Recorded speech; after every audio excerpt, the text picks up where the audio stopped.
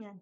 So for today's topic is all about the midterm laboratory number 3, which is the user registration system. So basically dito sa code na to is gumagawa lang tayo ng isang simple user registration system na may strict password validation rules. Ibig sabihin, ang main goal nito is to ensure na tama and strong lahat ng input ni user bago siya mag-register successful.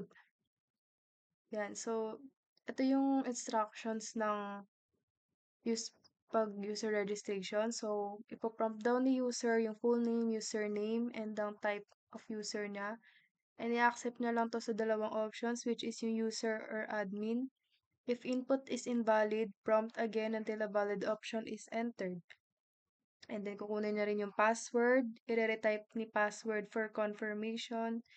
I-retype ni user yung password para sa confirmation. And ito yung mga password requirements daw. Minimum dapat siya ng 8 characters. Must include at least may isang uppercase letter, may isang lowercase, isang digit, and isang special character na ito. And validation process, gagamit daw tayo ng loop para i-validate yung password against sa criteria dito. If the password does not meet the criteria, display an error message and prompt the user to re-enter the password. So kapag hindi daw na-meet yung criteria, magdi-display dapat to ng error message and magpo-prompt na i-re-enter yung password. After a valid password is entered, prompt the user to retype the password for confirmation.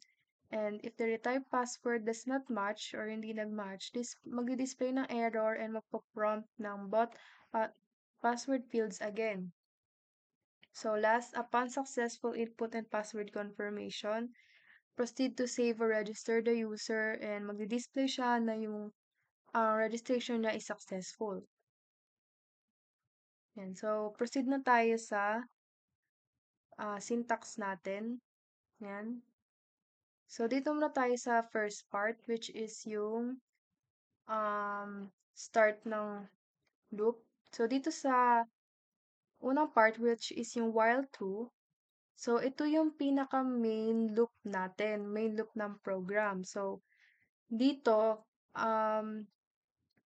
dito ulit-ulitin yung buong process ng registration hanggat hindi matatapos or hindi kino-call out yung exit function. So, dito, sa loob ng while true, kukunin niya lang yung full name and username ni user.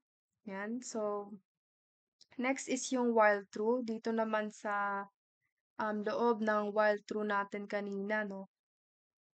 So, itong while true na to is, itong while true na to is internal loop. May kita naman natin na nasa loob siya ng main loop natin, which is itong while true. So, dito, pinifilter na lang yung in-input ni user. So, dito sa user type, next, user type, equals to input, mamimili lang si user if user ba siya or admin. Type of user to. And dito, gumamit tayo ng .lower para sa case, kasi case insensitive tong code natin. So, if ang sagot ni, so ito lang dapat yung tatanggapin niya, yung maliliit na letters. Ito, user admin. So, naka-lower siya because if ang tinype ni user is naka-capital letter, tatanggapin pa rin niya. And dito naman, if user type is equals to user or user type is equals to admin, magbe-break. So, kung tamang input daw, magbe-break. So, lalabas siya sa loop at tutuloy sa susunod na part ng code. Ayan. Else naman daw, ayan. So, if tama daw tong condition na to, magbe-break and then magpo-proceed siya dito. Else naman daw, mag-i-invalid and continue. Ayan. And continue, magko-continue siya dito. Dito pa rin sa type of user. kasi mali yung in-input mo. If wala dito sa dalawa yung in-input mo. And then, next is yung special characters. So, dito, nag-list lang tayo ng mga special characters na pwedeng i-include sa password natin. Next is itong for I in range 3. So, ito is, ibig sabihin na ito is 3 beses lang pwedeng mag-try yung user na gumawa ng password. Yan. So, punta na tayo sa inside ng for loop natin. So, eto, password is equals to input, enter password. Hinihingi na lang yung um, password ni user. Ayan, mag-i-input siya ng password. The next, if len password is less than 8, print password must be at least, ayan, ganito natin. Print password must be at least 8 characters long. Please try again and continue. So, dito naman, i-check niya lang if yung password ba na nilagay mo is um, is mas mababa ba sa 8? Kapag mas mababa siya sa 8, ipiprint niya tong password must be at least 8 characters long. Please try again and continue. So, itong continue, magko-continue siya dito uli sa pag-enter mo ng password. And then, itong mag-increment yung and madadagdagan yung, mababawasan yung attempt mo. Magiging 2 na yung pag-try mo ng attempt. And then next, dito naman sa if not, any car is slower for car in password. So dito is isi-check niya if may lowercase ba yung in-input ni user na password. Dito. So, kapag walang in-input na, kapag wala siyang nakita na naka-lowercase letter sa password na in-input ni user, ipiprint niya is password must contain at least 1 lowercase letter. Please try again. And iko-continue niya uli. Pupasok siya uli dito sa pag-enter ng password. And then next, if not any car is upper for car in password naman. Sa condition naman na to is chine-check niya if wala bang naka-uppercase letter. Ayan o, if not, if wala. Print, sasabihin niya is, ipiprint niya, password must contain at least 1 uppercase letter. Please try again. And magko-continue uli sa pag-input ng password. Dito naman is, sa if not any car is digit for car in password. So, dito is, sine-check na lang if wala bang digit dun sa password na in-enter ni user or walang number. Ipiprint niya kapag wala, ipiprint na yung password must contain at least 1 number daw. Please try again, continue. So, mag-i-input ulit siya ng password. Mag-a-attempt ulit ng password. Dito naman is, chine-check nito if not any car in special characters for car in password. Chine-check nito if walang special characters na nilagay dun sa password. If wala, mag-print niya yung password must contain at least 1 special character. Please try again and magko-continue uli sa pag-input ng password. Yan. So, tapos na tayo sa validate ng password requirements. So, next is, dito na tayo sa password confirmation naman.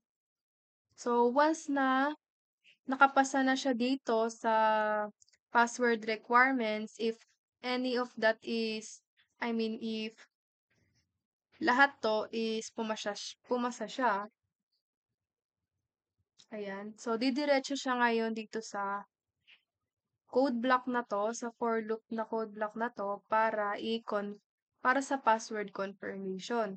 So, punta tayo dito sa for y in range 3. So, katulad lang kanina, binibigyan uli yung user ng 3 attempts para tama ang pag-retype ng password.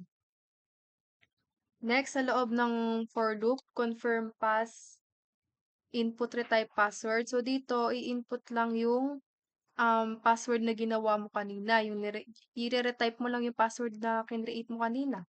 So, if ang password mo kanina is admin123, i-retype mo ulit siya dito. So, dito na tayo sa conditions. So, if confirm pass is not equals dun sa password, so, ibig sabihin lang neto, kung hindi match yung niretype mo dun sa password na kinreate mo kanina, ipiprint niya yung password does not match. Please try again. And else naman, if tama naman yung niretype mong password, ipiprint niya ngayon is registration save. And then, mag-e-exit siya. Mag-e-exit siya ngayon kasi nakapag-register ka na successfully. Ngayon, yung exit na 'to is, um, isa-stop na yung program. And then else naman um, kapag etong else, dito sa loob ng for loop is kapag naubos mo yung 3 attempts sa confirmation mo dito, naubos mo yung 3 attempts mo, magpi-print ng you don't have any attempts left for password confirmation. So, eto magre-restart uli siya ng registration and magbe-break para mapunta 'to sa pangalawang, else block code. Eto, magbe-break siya and then mapupunta siya dito. Sasabihin niya, you use all password attempts restarting registration uli. So, dito, sa pangalawang else na condition, ibig sabihin nito, password creation fail na 'to. Kung if naubos na daw yung 3 attempts sa password creation, magpi-print na 'to ng failure message at gagamitin 'tong continue. So, etong continue naman na 'to is babalik ulit siya sa pinaka-start ng while true, yung yung main loop ng while true natin. And then basically babalik ka uli mula sa umpisa dito. Kasi naubos na yung 3 attempts mo dito. Ayan na, use all 3 password attempts restarting registration. So, continue. Mag-start siya uli sa simula dito. Yan. So, that's all for the syntax ng code na 'to. So, tignan naman natin yung pinaka-output niya, 'to. So, dito, ayan. So, ito yung una, nag-enter siya ng full name, username, and then choose type of user admin, user, ayan, oh. So, kahit ang i-enter ko diyan, user na malalaki ang letters, dahil nga naka-lower function siya, magiging, tatanggapin niya pa rin kasi naka-auto lower nga siya. Enter password adal123. So, ayan, password must be at least 8 characters long. Please try again. So, 2, 4, 6, 7. So, 7 lang. Mas ano siya, mas mababa siya sa 8 characters. Dito, enter password uli. Yan, kaya nag-try again. Adal, ha, ha, ha, ha, ha. So, password must contain at least one uppercase letter. Please try again. Second attempt na. Dito kasi walang uppercase letter tayong ginawa. So, dito enter password, dito naman lahat is naka-uppercase, walang lower. So, password must contain at least one lowercase letter. Please try again.